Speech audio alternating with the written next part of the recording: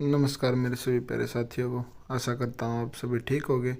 आज हम भाई अपनी 6 क्लास की जो हिस्ट्री है उसका 3rd चैप्टर कवर अप करेंगे, जो भी आपके अभी आने वाले रीट में, सी टेट में, यू टेट में, यूपी टेट में, रेस्टेट में बहुत हेल्पफुल होगा भाई। ये बहुत इंपॉर्टेंट चैप्टर है, इसको ध्यान से पढ़ना। आरंभिक नगर भाई, आरंभिक नगर कौन कौन से थे अपने, कहाँ से स्टार्ट हो रहे थे और वहाँ पर भाई किस टाइप से लोग रहते थे, किस टाइप के मकान बनाते थे, कैसे अपने भाई जो अनाज है उसको इकट्ठा करते थे, कहाँ पे रखते थे, इस चैप्टर में यही बताया हुआ भाई। तो स्टार्टिंग करते हैं हड़प्पा की कहानी से।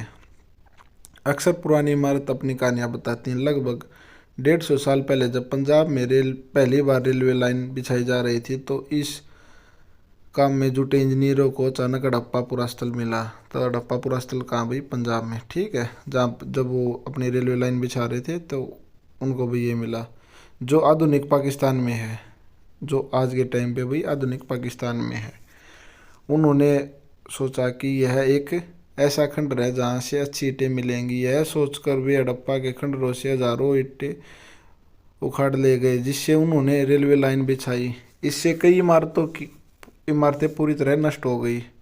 इसके बाद लगभग 80 साल पहले पुरातत्वविदों ने इस स्थल को ढूंढा भाई, जो खोज करते हैं उन्होंने, और तब पता चला कि यह खंडर महाद्वीप के सबसे पुराने शहरों में से एक है। चूंकि इस नगर की खोज सबसे पहले हुई थी, इसलिए बाद में मिलने वाली इस तरह के सभी पुरस्थलों में जो इमारतें और चीज़ें मिली हैं उन्हें हड़प्पा सभ्यता की इमारतें कहा गया है। इन शहरों का निर्माण लगभग 2700 साल पहले हुआ था और 3900 साल पहले इनका पतन भी हो गया था, ठीक है। तो अब जो भी उसके बाद में भी जो भी इमारतें वगैरह मिली उन सभी को हड़प्पा की माना गया। ये नगर आधुनिक पाकिस्तान के पंजाब और सिंध प्रांत, भारत के गुजरात में है, राजस्थान में, हरियाणा में और पंजाब प्रांतों में मिले हैं। इन सभी स्थलों से पुरातत्वविदों को अनोखी वस्तुएं मिली हैं, जैसे मिट्टी के लाल बर्तन जिन पर काले रंग के चित्र बने थे। ये इंपॉर्टेंट है भाई, पूछ लिया गया। हड़प्पा से जो बर्तन मिले हैं वो किस टाइप से हैं, या भाई जो हड़प्पा सभ्यता के टाइम में मिले हैं वो किस टाइप के हैं भाई। वो लाल बर्तन है और काले रंग के चित्र बने हुए हैं उन पर। पत्थर के बाट मिले, मोहरे, मनके, तांबे के उपकरण और पत्थर के लंबे ब्लेड आदि, ठीक है।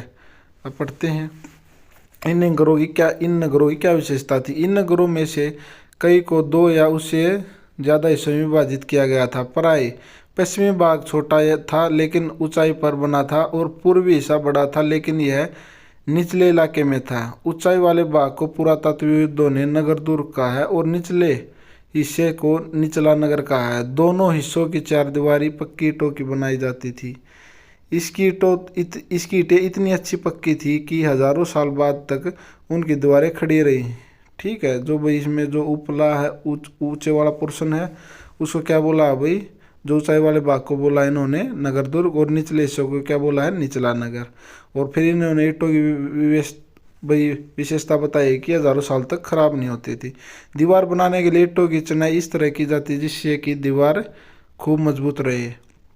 कुछ नगरों के नगर दुर्ग में कुछ खास इमारतें बनाई गई थी। मिसाल के तौर पर मोहनजोदड़ो में खास तालाब बनाया गया था जिसे पुरातत्वविदों ने महान स्नानागार कहा गया।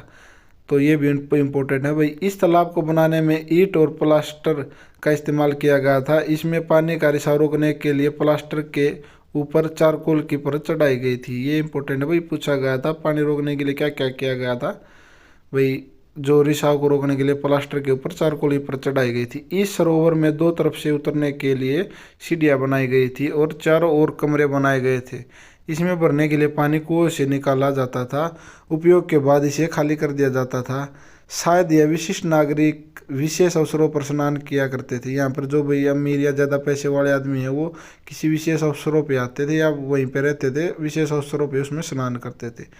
कालीबंगा और लोथल जैसे अन्य नगर, ये देख सकते हो भाई, कालीबंगा और लोथल आपके गुजरात साइड में और राजस्थान के पास है। जैसे अन्य नगरों में अग्निकुंड मिले हैं। ये पूछा जाता है भाई अग्निकुंड कहाँ मिले हैं, कालीबंगा और भाई लोथल में, ठीक है। अन्य नगरों में अग्निकुंड मिले हैं जहाँ संभवतः यज्ञ किए जाते थे होंगे। हड़प्पा, मोहनजोदड़ो और लोथल जैसे कुछ नगरों में बड़े बड़े भंडार गृह मिले हैं। कहाँ मिले भाई, हड़प्पा में, मोहनजोदड़ो में और लोथल में। देख लीजिए भाई आप, ये आपके सभी हैं सोतका हुई मोहनजोदड़ो किस पे है भैया? सिंधु नदी पे है। हड़प्पा रावी नदी के पास है। ये भाई गंवेरी वाला, राखी गढ़ी, कालीबंगा, चुनहुदड़ो, धोलावीरी, सुरकोदता और लोथल। ठीक है भाई, आपने इनके पास देख लिया भाई। साइड में रूम होते थे और इसमें उतरने के लिए दो जगह से रास्ता होता था। अब आता बहुने नाले और सड़कें। एक बार ये इधर देख लीजिए, हड़प्पा के नगरों की चढ़ाई किस टाइप से होती थी ये देख लीजिए आप। इनको भी ज़्यादा चौड़ा किया जाता दीवारों को, और वो कई हजारों सालों तक टिकी रहती थी। इन नगरों के घर आमतौर पर 1 या 2 मंजिले होते थे। घर के आंगन के चारों ओर कमरे बनाए जाते थे। अधिकांश घरों में एक अलग स्नानागार होता था और कुछ कमरों में कुएं भी होते थे। कई नगरों में ढके हुए नाले थे। इन्हें सावधानी से सीधी लाइन में बनाया जाता था। हर नाले में हल्की ढलान होती थी भाई, ताकि पानी नहीं रुके।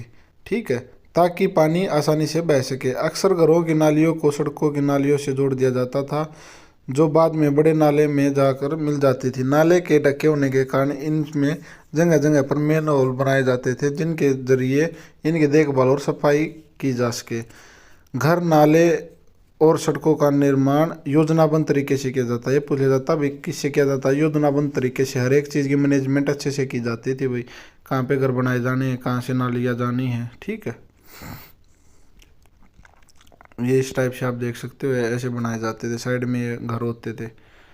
अब है नगरीय जीवन। हड़प्पा के नगरों में बड़ी हलचल रहा करती थी। यहाँ पर ऐसे लोग रहते होंगे जो नगर की खास इमारतें बनाने की योजना में जुटे रहते थे। ये संभवतः यहाँ के शासक थे। यह भी संभव है कि ये शासक लोगों को भेजकर दूर दूर से धातु, बहुमूल्य पत्थर और अन्य उपयोगी चीज़ें मंगवाते थे। शायद शासक लोग खूबसूरत मनकों तथा सोने चांदी से बने आभूषणों जैसी कीमती चीज़ों को अपने पास रखते होंगे।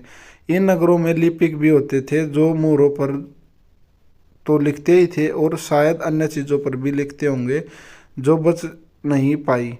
तो भाई कौन लिखते थे? ये जो मोहरों पर लिखते थे वो तो होते थे भाई लिपिक। इसके अलावा नगरों में शिल्पकार, स्त्री पुरुष भी रहते थे। ये क्या काम करते थे भाई? ये जो अपने घरों या किसी उद्योग स्थल पर तरह तरह की चीज़ें बनाते होंगे। लोग लंबी यात्राएं भी करते थे और वहां से उपयोगी वस्तुएं लाते थे, और साथ ही लाते थे सुदूर देशों की किस्से कहानियाँ। मिट्टी से बने कई खिलौने भी मिले हैं जिनकी बच्चे खेलते होंगे। अब ये है भाई, सबसे ऊपर तो ये मोहनजोदड़ो की एक सड़क और उसमें बना नाला है भाई। उसके नीचे है एक कुआं, बाईं ओर नीचे हड़प्पा की एक मोर है भाई। बाईं ओर जो ये एक भाई घोड़ा टाइप में छाप रखा, ये उनकी मोर है। इस मोर के ऊपर के चिन्ह एक खास लिपि में है। उपमहाद्वीप में पाए गए लेखन का यह प्राचीनतम उदाहरण है। विद्वानों ने उसे पढ़ने की कोशिश की, लेकिन अभी तक यह पता नहीं चल पाया है कि किसका अर्थ क्या है। दाईं ओर पक्की मिट्टी के खिलौने, इस टाइप के खिलौने होते थे भाई, जो प्रॉपर वे में बन जाते हैं उनको साथ ले गए, और जो भाई बस प्रॉपर वे में नहीं बने थे, जो टूटे फूटे रह गए थे, उनको वो उधर ही छोड़ देते थे। ठीक है, अब अभी नगर और नए शिल्प। आओ अब कुछ ऐसी चीज़ों के बारे में अध्ययन करें जो हड़प्पा के नगरों से प्राप्त हुई हैं। पुरातत्वविदों को जो चीज़ें वहाँ मिली हैं उनमें अधिकतर पत्थर, शंख, तांबे, कांसे, सोने और चांदी जैसी धातुओं से बनाई गई हैं। तांबे और कांसे से औजार, हथियार, गहने और बर्तन बनाए जाते थे। सोने और चांदी से गहने और बर्तन बनाए जाते थे। यहाँ मिली सबसे आकर्षक चीज़ों में मन के बाट और फलक है। तो साइड में एक बार लेफ्ट साइड में पढ़िए भाई, जो ऊपर बाट हैं ये किससे बने होते थे? ये भाई जो आपका चरट पत्थर होता था उससे बने होते थे, और ये भाई जो बहुमूल्य धातु है उनको तोलने के काम आते थे। फिर उसके बाद भाई ये जो मध्य में है, इनमें से कई कार्निलियम पत्थरों से बनाए गए थे। पत्थरों को काट और तराश कर मन के बनाए गए। इसके बीच छेद किया गया ताकि धागा डालकर माला बनाई जाए। ठीक है, फिर उसके बाद है पत्थर के धारदार फलक जो भी बीच में है, और जो नीचे भाई वो कढ़ाईदार वस्त्र है। महत्वपूर्ण व्यक्ति की पत्थर से बनी मूर्ति जो मोहनजोदड़ो से मिली है, इसमें उसे कढ़ाईदार वस्त्र पहनने दिखाए गए। ये पूछ लिया गया भाई जो कढ़ाईदार वस्त्र पहने हुए हैं भाई वो मूर्ति कहाँ से मिली? वो हड़प्पा से, बैसता से। ठीक है, हड़प्पा सभ्यता के लोग पत्थर की मोहरों बनाते थे। इन आयताकार मोहरों पर सामान्यतः जानवरों के चित्र मिलते हैं। हड़प्पा सभ्यता के लोग काले रंग से डिजाइन किए गए खूबसूरत लाल मिट्टी के बर्तन बनाते थे। ये इंपॉर्टेंट है भाई, कैसी मिट्टी के डिजाइन किए हुए खूबसूरत लाल मिट्टी के बर्तन बनाते थे। सभ्यता 7,000 साल पहले मेहरगढ़ में कपास की खेती होती थी। जो भाई मेहरगढ़ है ना भाई, पाकिस्तान साइड में जो आप ऊपर जाओगे उधर, तो उधर क्या होती थी 7,000 साल पहले कपास की खेती। मोहनजोदड़ो से कपड़ों के टुकड़ों के अवशेष, चांदी के एक फूलदान के ढक्कन तथा कुछ अन्य तांबे की वस्तुओं से चिपके हुए मिले हैं। पक्की मिट्टी तथा फैन से बनी तकलियाँ सूत कताई का संकेत देती हैं। ठीक है भाई, जो फैंस और तकलियाँ हैं, इनमें से अधिकांश वस्तुओं का निर्माण विशेषज्ञों ने किया था। विशेषज्ञ उसे कहते हैं जो किसी खास चीज़ को बनाने के लिए खास प्रशिक्षण लेता है, जैसे पत्थर तराशना, मन के चमकाना या फिर मोहरों पर चचिकारी करना आदि। जो पृष्ठ 26 है उस पर मूर्ति का चेहरा कितनी आकर्षक ढंग से बनाया, जो भी हमने ऊपर देखा है। उसकी ढाडी भी में भाई कैसे बारीकी से काम किया गया है। हर व्यक्ति विशेषज्ञ नहीं हो सकता। हमें यह पता नहीं है कि क्या सिर्फ पुरुष ही ऐसे कामों में प्रशिक्षण हासिल करते हैं या फिर केवल महिलाएं। शायद कुछ महिलाएं और पुरुष दोनों ही इस काम में दक्ष दे हैं। अब भाई फैन से भी इम्पोर्टेंट है, पूछा जाता है क्या होता है। पत्थर और शंख प्राकृतिक तौर पर पाए जाते हैं, लेकिन फैंस को कृत्रिम रूप से तैयार किया जाता है। बालू या स्टीफ पत्थरों के चूर्ण को गोंद में मिलाकर उनसे वस्तुएं बनाई जाती थी। उसके बाद उन वस्तुओं पर एक चिकनी परत चढ़ाई जाती थी। इस चिकनी परत के रंग प्राय नीले या हल्के समुद्री हरे होते थे। फैन से मन के चूड़ियाँ और छोटे बर्तन बनाए जाते थे। ठीक है भाई, क्या क्या बनाए जाते थे, मन के चूड़ियाँ और छोटे बर्तन। और कैसा रंग होता था इन पे, नीले या हल्के समुद्री रंग। ठीक है, नीले या हल्के हरे समुद्री रंग। फिर इसके बाद आता है कच्चे माल की खोज। कच्चा माल उन पदार्थों को कहते हैं जो या तो भी प्राकृतिक रूप से हो या फिर किसान या पशुपालक उनका उत्पादन करते हो। जैसे लकड़ी या धातुओं के ऐसे प्राकृतिक रूप से उपलब्ध कच्चे माल हैं। इनसे फिर कई तरह की चीज़ें बनाई जाती हैं। मिसाल के तौर पर किसानों द्वारा पैदा किए गए कपास को कच्चा माल कहते हैं, जिसके बाद में कताई बुनाई करके कपड़ा तैयार किया जाता है। हड़प्पा में लोगों को कई चीज़ें वहीं मिलती थी, लेकिन तांबा, लोहा, सोना, चांदी और बहुमूल्य पत्थरों जैसे पदार्थों का वे दूर दूर से आयात करते थे। ठीक है भाई, कई चीज़ें उनको वहीं पे मिल जाती थी, और जो बाकी चीज़ें जैसे तांबा, लोहा, सोना, चांदी और बहुमूल्य पत्थरों दूर से आयात करते थे, दूर से लेकर आते थे। भाई इसमें नीचे बताया हुआ अभी कहाँ से क्या क्या लेके आते थे। हड़प्पा के लोग तांबे का आयात संभवतः आज के राजस्थान से करते थे। कहाँ से भी? राजस्थान से। यहाँ तक कि पश्चिमी एशिया देश रोमान से भी तांबे का आयात किया जाता था। कांसा बनाने के लिए तांबे के साथ मिलाई जाने वाली धातु टिन का आयात आधुनिक ईरान और अफगानिस्तान से किया जाता था। कहाँ से? ईरान और अफगानिस्तान से, जो भी आपके उत्तर पश्चिम साइड में है। सोने का आयतन आधुनिक कर्नाटक और बहुमूल्य पत्थर का आयतन गुजरात, ईरान और अफगानिस्तान से किया जाता था। ठीक है, अब भाई बच्चों का खिलौना हल। आज हल चलाने वाले ज़्यादातर किसान पुरुष होते हैं। हमें ज्ञात नहीं है कि क्या हड़प्पा में यही प्रथा थी। भाई पहले क्या था, हल ऐसे ही होते थे, लेकिन उनका जो स्वरूप है वो थोड़ा अलग था। उनको भाई पहले जो नीचे होती थी, जिसके साथ वो मिट्टी को खोदते थे, वो भाई पहले काठ की होती थी, लेकिन अब जैसे जैसे टेक्नोलॉजी आ रही है भाई लोहे के बनने लग गए, जिससे उनको भी मिट्टी खोदने में आसानी हो जाती है। ठीक है, खेत को जोतने में।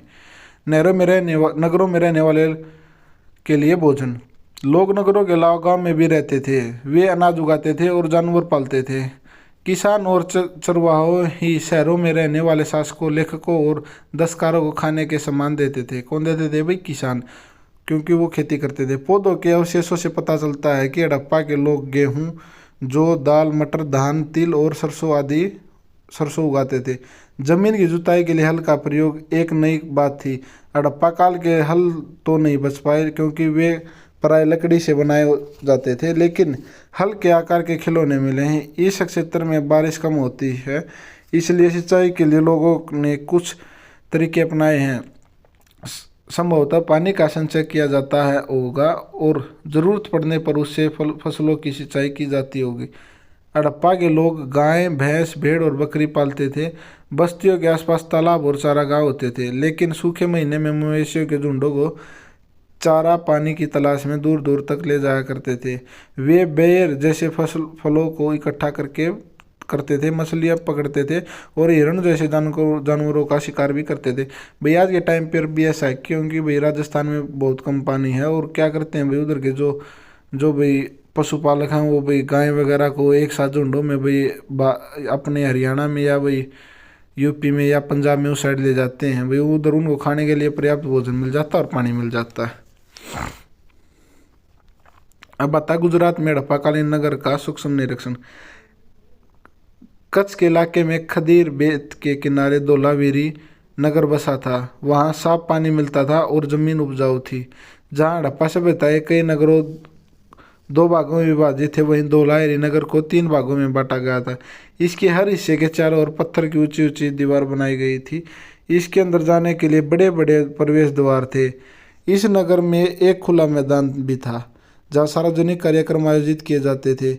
यहाँ मिले कुछ अवशेषों में हड़प्पा लिपि के बड़े बड़े अक्षरों को पत्थरों में खुदा पाया गया है। भाई बड़े बड़े अक्षरों को उनको खोद देते थे वो काठ की चीज़ों पे या कुछ पत्थर पे, ठीक है।